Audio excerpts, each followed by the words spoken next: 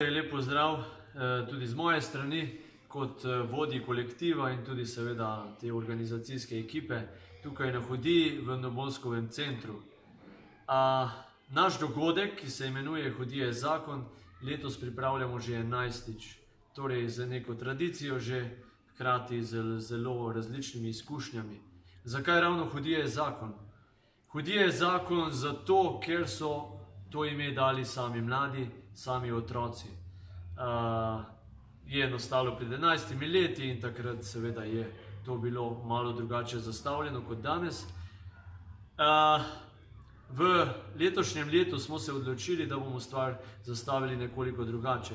Dali smo možnost tudi nekaterim lokalnim, tako pridelovalcem oziroma obrtnikom oziroma tistim, ki se ukvarjajo seveda z raznimi kuharskimi stvarmi, ki seveda, da lahko tudi tukaj pri nas tudi razstavijo in tudi pokažejo svoje stvari in seveda dajo možnost, da domačini to tudi preizkusijo.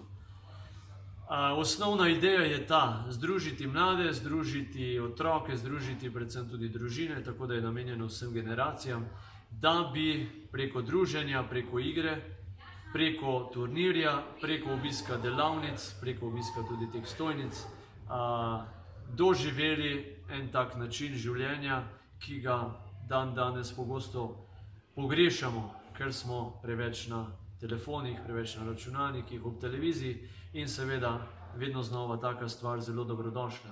Vreme, kot ste videli, nam je služilo in kar lepo število se je zbralo na tem delu, kjer so bili konji in tudi v vsem tem notranjem prostoru in tudi zunaj, kjer so potekali turnirji v malem nogometu in košarki.